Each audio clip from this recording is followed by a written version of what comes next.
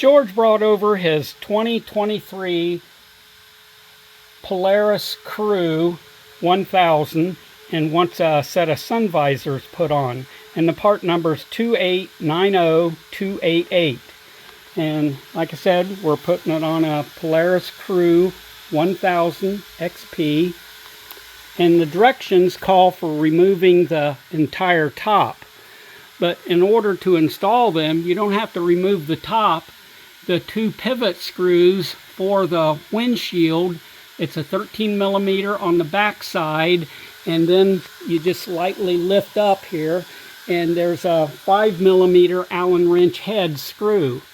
And you can remove those two nuts, install the windshield bracket right there, and there's nothing to it. You can have it done in about a matter of 10 or 15 minutes. The other side hadn't been installed yet.